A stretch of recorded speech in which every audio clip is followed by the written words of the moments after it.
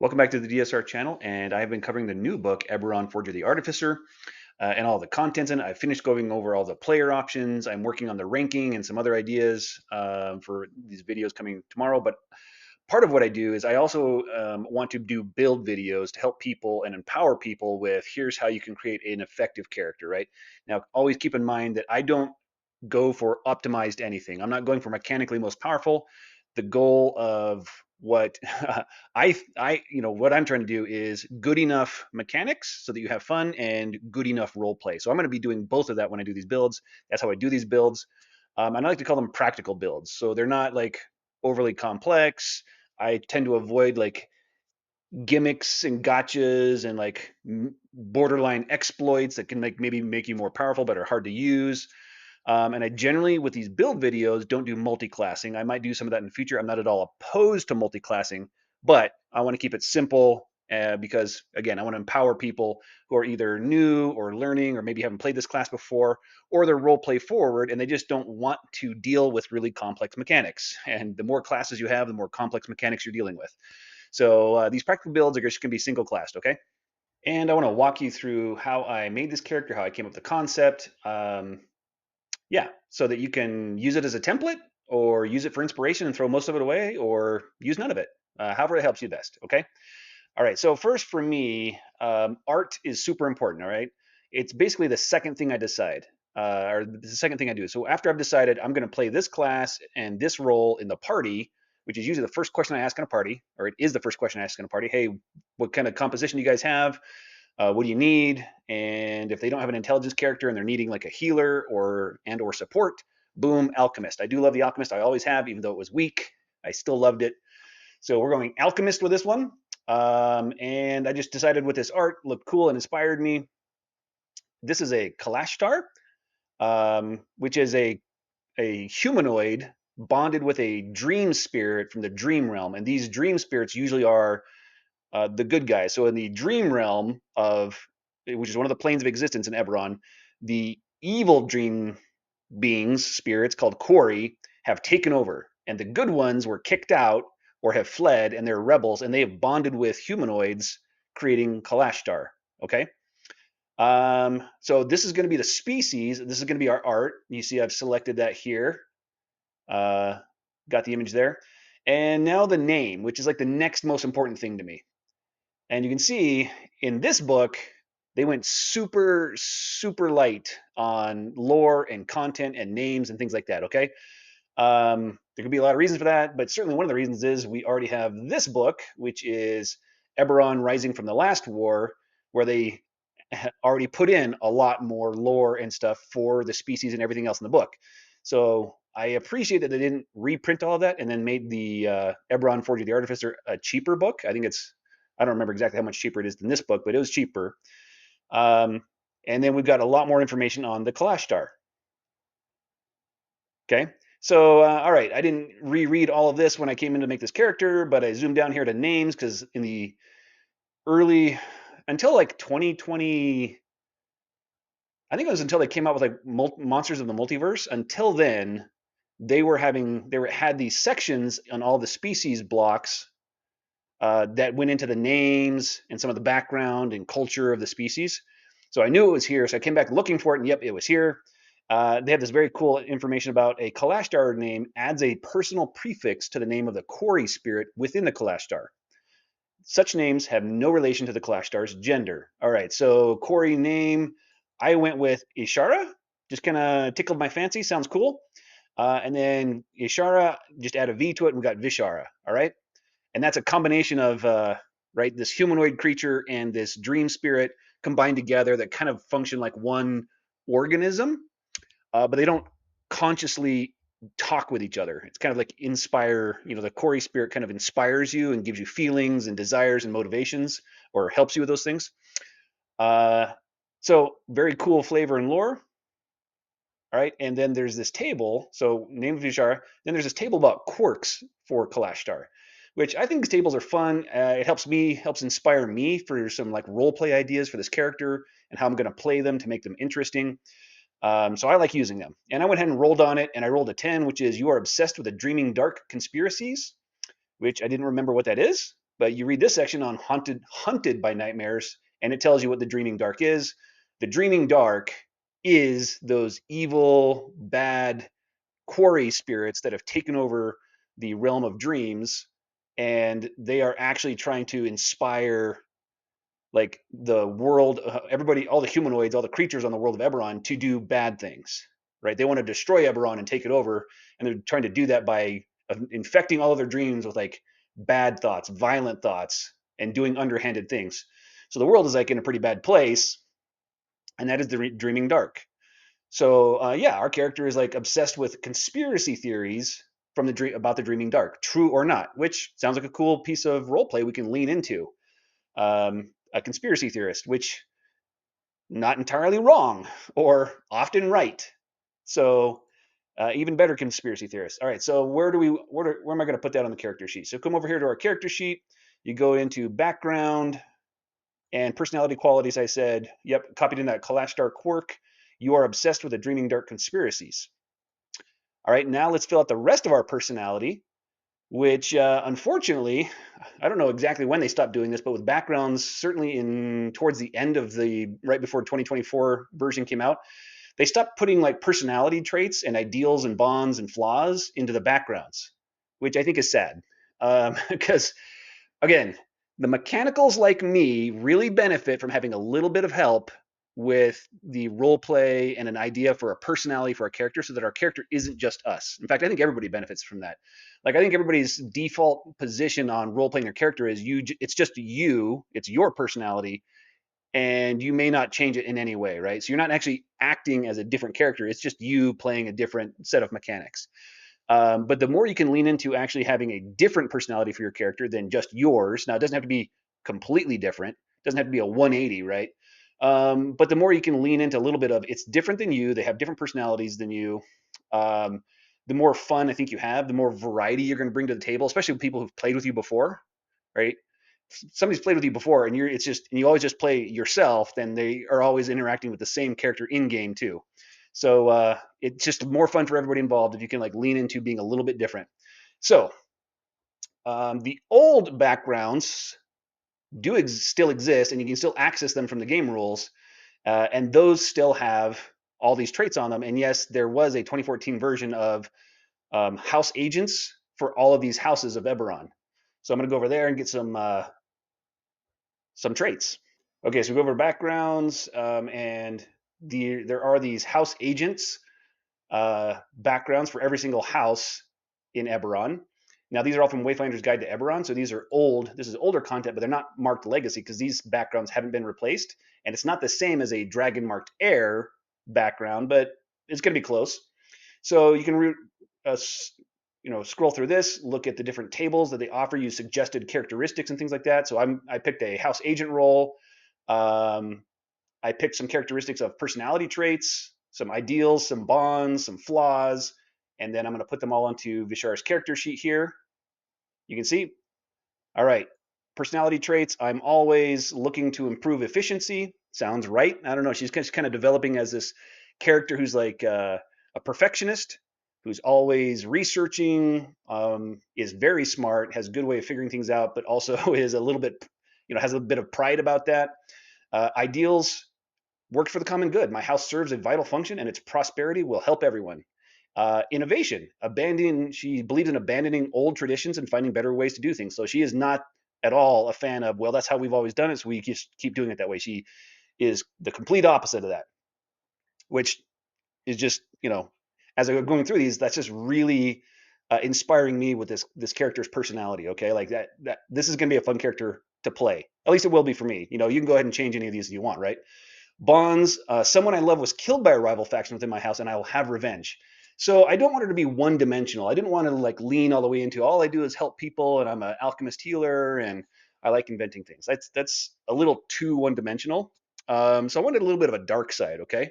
And so I picked this one that says somebody was killed that I love by a rival house, and I'll have revenge. So she's got like a little bit of a revenge drive going on here. And she's a romantic, right? I think, right? Both of those things, like love and hate, are kind of like very closely tied together. And I like this idea, this dichotomy that's developing in this character of she loved someone, and they were killed. And I think it will be a romantic love, right? I love the story of Romeo and Juliet. So yeah, this is really working for me and inspiring me to get excited about this character. And I hadn't even started the mechanics yet. And flaws. She's obsessed with conspiracy theories and worried about secret societies and hidden enemies, hidden demons. That just worked really well with the quirk we got from the Kalashtar species, which was that she's obsessed with conspiracies about the Dreaming Dark. So those kind of just work together. All right, and now we have like a solid personality for our character, something we can lean into. Because of these personality traits or these ideals that I chose, I'm going to say she's chaotic good. Yep, female. I don't know, green eyes. Just guessing from the art. Medium size. Yep. Height. I don't know, 5'8". Um, White hair, fair skin, 25. I kind of went younger, a little bit younger than I normally would, but I feel like she's one of those that always excels at everything she does. She's super smart. She works really hard. She's like a Hermione Granger. So she's like younger than her peers because she excels at what she does. A weight of 130. She's got 8 strength, so she's fairly thin. In her faith, all right. So the faith, I didn't remember very much about faith from Eberron, but I remember they have data on it. So I came in here to this is back in the book Eberron Rising from the Last War. There's a whole gazetteer. It's got a whole chapter on faiths of Corvair. And I kind of just started picking and poking around, looking at things that might sound like something I want to use. And I started with the spirits of the past just because there's this the quarry spirit theme going on as Kalashtar. I read that one. It didn't quite look quite right. That was for the Valinar elves, and I could have made her a Valinar elf that was turned into a quarry, but I didn't feel it this time. So then I read up and saw this Path of Light, which is actually primarily practiced by Kalashtar. And the whole concept of the faith is about trying to make the world a better place by bringing in more light and fighting the darkness, and not just metaphorically, but literally pushing back against the influence of the dreaming dark, those evil quarry who've taken over the realm of dreaming, by bringing in more light and goodness into the world, or by actually fighting them. So there's actually 2 of these branches of the Path of the Light. One is called the Lightbringers, and they're the ones who actually, their way of pushing back is like just creating more goodness in the world, right? Helping and teaching people to be good, and things like that. And then there's the other branch that is the focuses on actually hunting down and fighting the bad, evil spirits, right? So that's a Shadow Watcher. So they're actually trying to hunt down and eliminate sources of darkness in the world to make the world a better place. And there's these 2 different paths to approaching it, which I thought was cool. And when I read that, I was like, oh yeah, I want this character to have this like edgy side, right? She's not just a healer. She's got this very kind of dark side going along with the, wanting revenge against the person who killed someone she loves. She's also a shadow watcher, right? She's actively opposing bad in the world. And she doesn't believe in being like namby-pamby and like nice about it. She's like, I'm going to hunt those things down and kill them. As an alchemist, as a healer support character. All right. So she needs help from a party, which is great because when your party relies on each other, then everybody has more fun. Like you engage in teamwork, you rely on each other, everybody leans into their roles better, and everybody has more fun if you all work together. And so, yeah, she's definitely gonna need help from the other members of the party to kill things because her damage is not going to be very good until level 11. It's going to be, anyway, yeah, probably not very good until level 11. And so you can see here in her faith, I have put Path of Light, and she is the branch or the specific path, the Shadow Watcher, right? Hunting down the darkness, not just trying to be nice and bring light into the world. And with that, we have this a solid framework for a personality. More of it will develop as we play the game, right? I think some people make the mistake of trying to like fully develop the character's entire backstory and all of their personality before session 1. But as you play the character, a lot of their personality traits will develop as you're in the moment and you're like, hey, you know what? This decision feels right. And now it's an entirely new trait that you have for your character. Okay. And maybe put that in the notes, remember that your character has that. Or if you just remember, maybe you just aren't playing very many characters. This is your only campaign. You have one character and it's easy to remember that. Then you can just remember that, okay, yeah, now my character has this quirk, this trait. They're afraid of rats. They, love the color green. Who knows? All right. So don't feel like you have to flesh everything out before you start. Some of it will happen in game. That I always see that happen, and actually I think that it goes better when players do it that way. When I see players try to like write a multi-page backstory and personality traits for a character, I never see them bring all that into the game because it's too much to remember. So keep it light is my recommendation. Keep it light, put in some interesting details, and then let the rest of it unfold as you play this character. Okay, we're ready for some mechanics. So let's get into mechanics. And first, species, yep, is Kalashtar. So we've chosen that, the new version. Make sure you get the new version. Our class is Alchemist. We're going to move it up to level 4. That's where I like to start these builds. And for the decisions along the way, we're going to choose Alchemist as our subclass. As our 4th level feat, we're choosing, I wanted to choose Potent Dragon Mark, but D&D Beyond is still bugged, and it won't let me choose Potent Dragon Mark. So I've chosen the Greater Mark of Making for now until they fix that bug. The background I've chosen is House Caneth Heir, and that's primarily because I want the intelligence boost, because House Jarasco doesn't give you an intelligence boost, and I wanted the Conjure Barrage added to my spell list so I can put it in my spell storing ring at level 11, because the alchemists don't have a good level 3 spell to put in their spell storing ring. And so I chose House Caneth to get that specifically. We're going to boost our intelligence by 2, our dexterity by 1, so that works just fine. We're, of course, going to configure our mark of making to work off of our intelligence because we're an artificer and intelligence is going to be our best stat.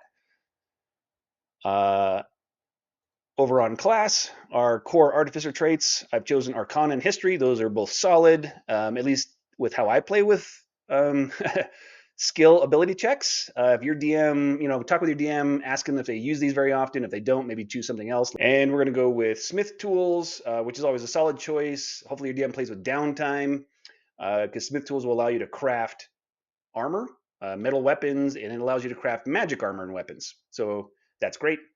We don't need to choose alchemy and herbalism because we're going to get those from our subclass, the alchemist. We get both of those there. Also worthwhile talking with your DM about how they handle tool proficiencies, and make sure that you're choosing things that are going to be used in their game and they're going to be effective. Okay. And there's the alchemist and herbalism kit proficiencies. You can also craft potions in half the time required. So again, hopefully your DM plays with downtime so you can make use of that. And let's see.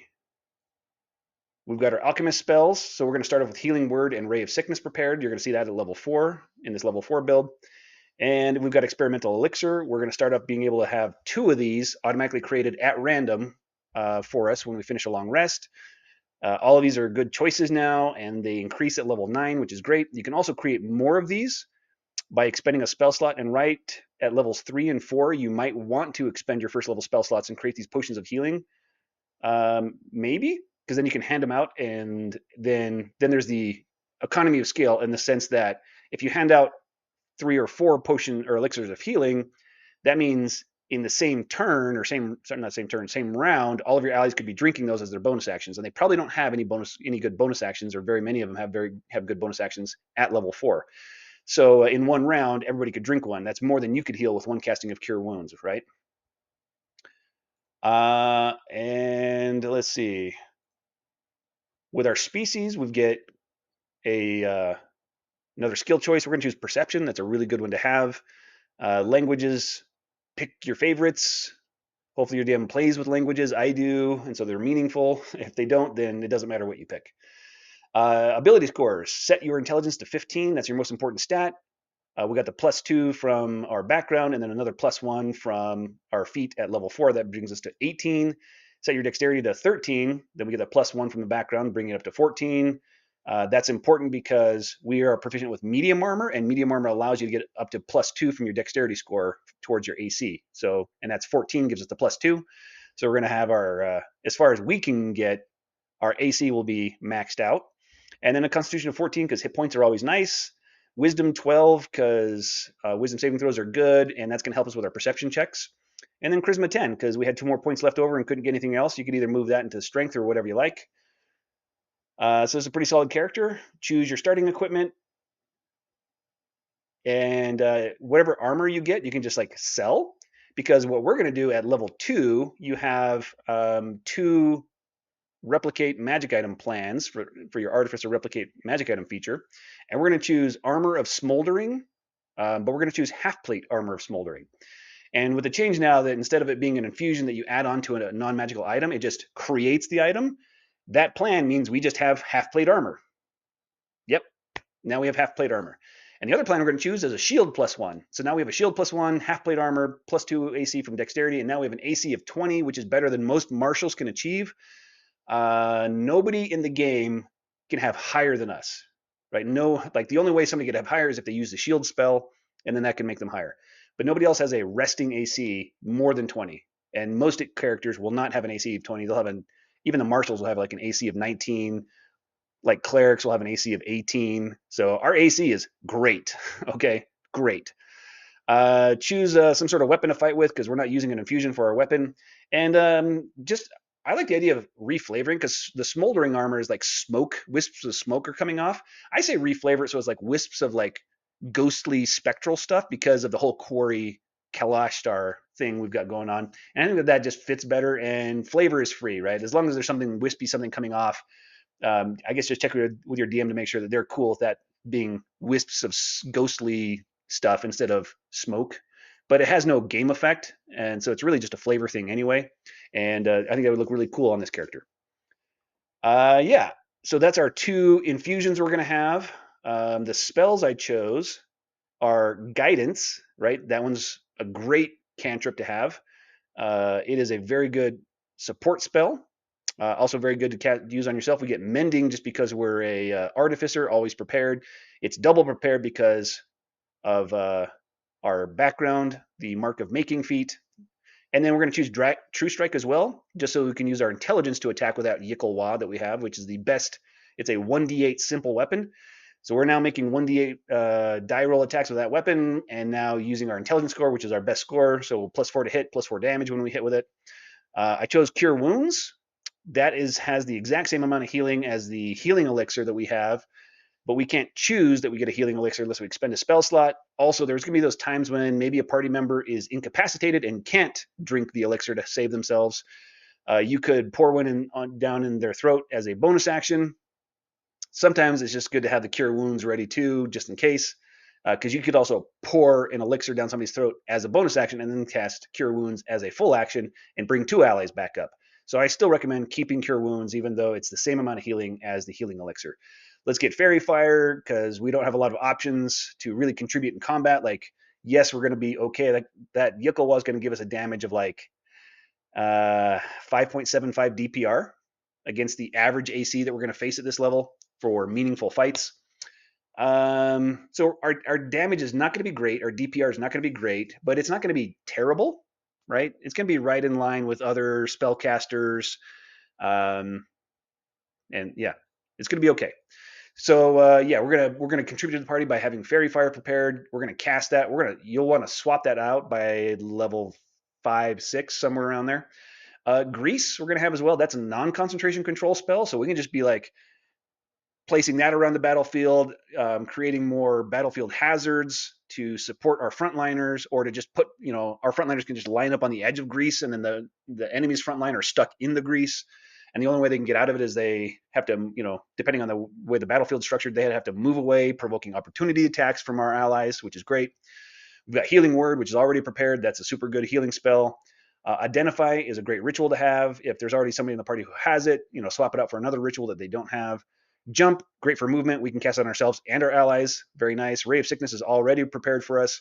It's an okay damage spell. I don't know that I would spend spell slots on this. But depending on the situation, that might be the right move, because as long as they are not immune to the poison condition, and you hit them with this, you can cause them to be poisoned for 1 round, and they have disadvantage in all their attack rolls against your allies. So that might be the right way to spend your spell slot, because preventing damage to your allies is just as useful as healing the damage that they've taken. And we have 1 free casting of Magic Weapon from our Dragon Mark feat of Magic Weapon.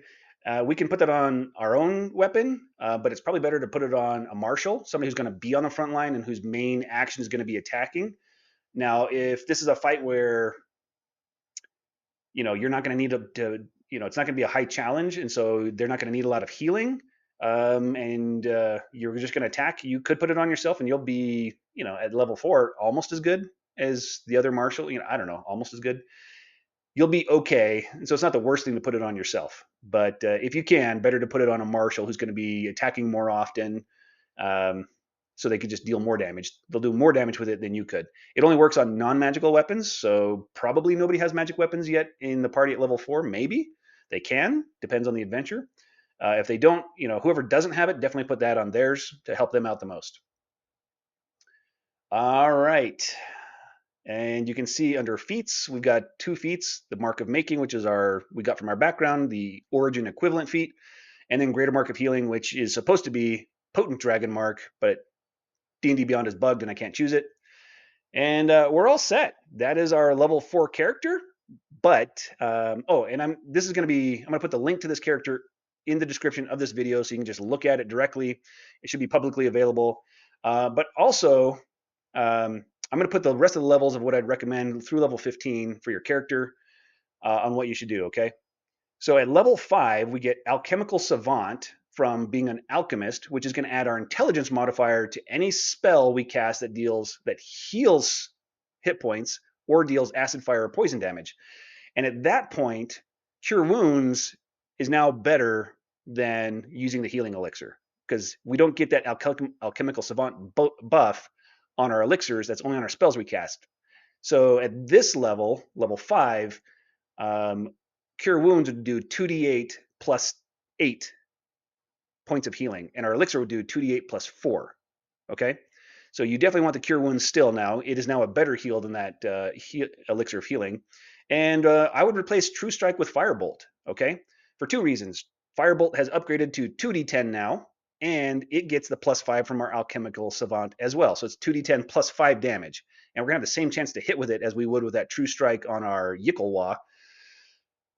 So same chance to hit, but instead of 1d8 plus 5 damage, it's 2d10 plus 5 damage, or 1d8 plus 4 damage would be 2d10 plus 4 damage at this level. And it'll upgrade to plus 5 when we reach 20 intelligence, which is at level 12. Okay, so at level 6, we're going to upgrade our armor infusion to be half plate plus 1 now. Now our AC is 21. Fantastic. And you want to add a weapon of warning or wand of web. Okay, and this really depends on how the party's doing. If the party already has a lot of sources of advantage for initiative, or they already have great initiatives, maybe you don't need the weapon of warning. Okay, that's a good support function if you want to be more of a support character. But if they're already pretty good with initiative, then you might want to get a wand of web, which is a great control spell, right? So you're going to be casting web, and as many times as you need. It's got 7 charges, which is plenty. So you can use it in every combat of the day. It's going to recharge 1d6 per day.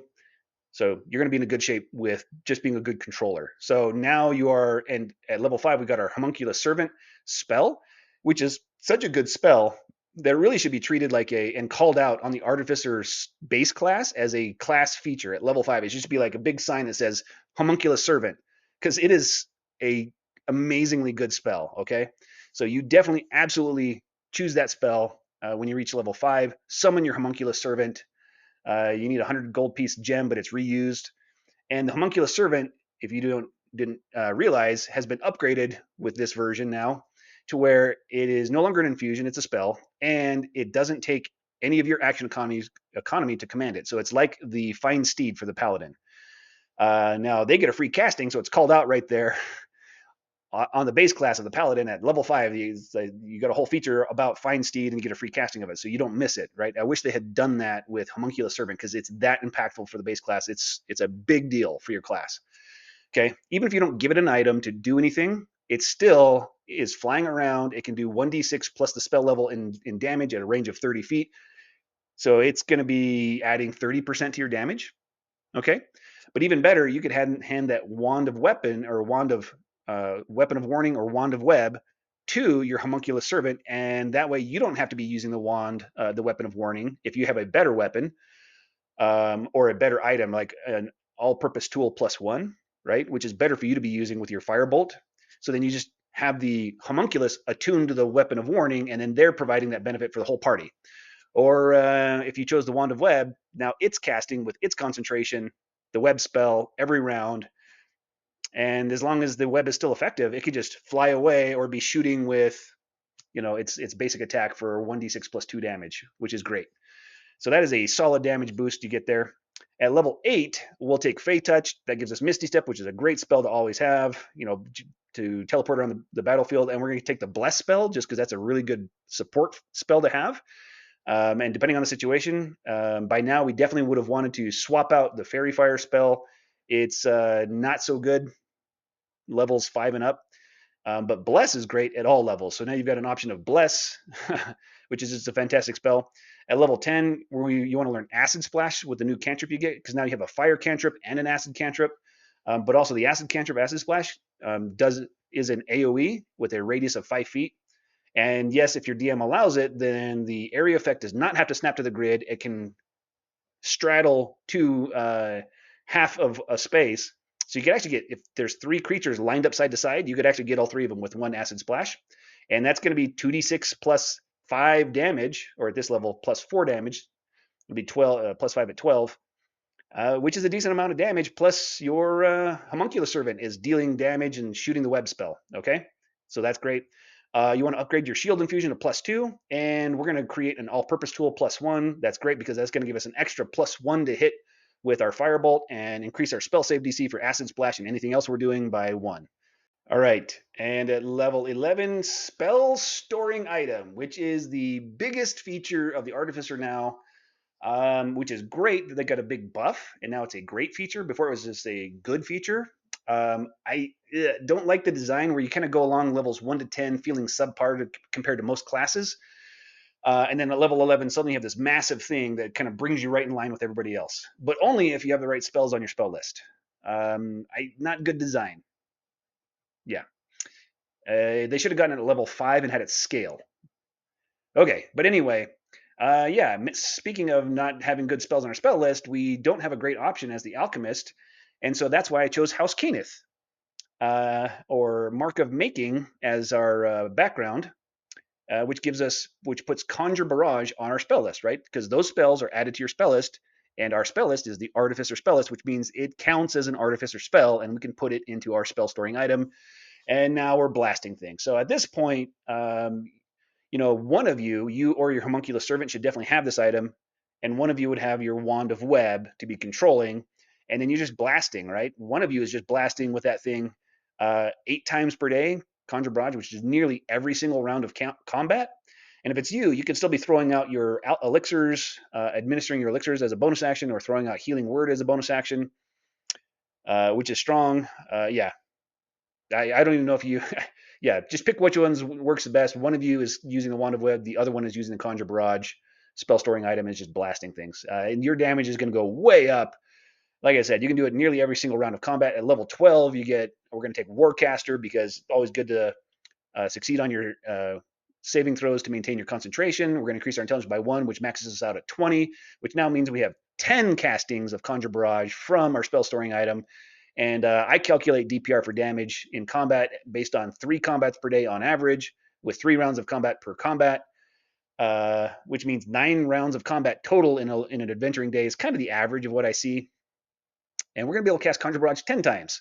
So, yep, whoever's got that is spending every single round of combat just Conjure Barrage, Conjure Barrage, Conjure Barrage, which deals like 22.5 damage on average.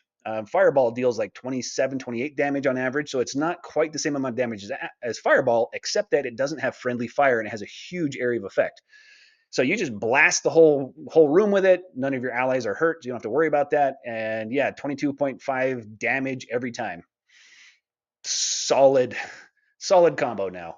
Level 14, and yes, I've got these all in the notes of this character sheet, so that way you don't have to come back to the video if you're like, hey, what do you recommend for leveling up? You can just read the whole character right here and my recommendations for leveling up right here.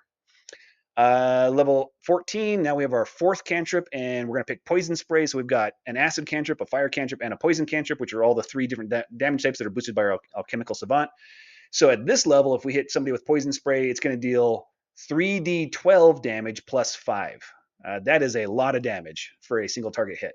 So maybe you have your Homunculus using Conjure Barrage, and you are firing off with your cantrip. Maybe you drop a web first to snare up some things as a control effect, and then the rest of the time you're firing off your cantrips, because your cantrips are a lot more powerful than the Homunculus Servant's built-in attack. And then it uses Conjure Barrage to just be blasting the heck out of things.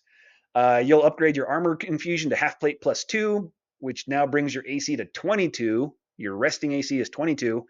We're going to upgrade our all-purpose tool to a +2, and we're going to add a ring of protection. So now our AC is 23, and we've got a +1 on all of our saving throws. We got a +2 on our attack rolls with spells. We got a +2 on our spell save DC, so our spells are going to be hard to save against. Level 15, you get Tasha's Bubbling Cauldron, which is great.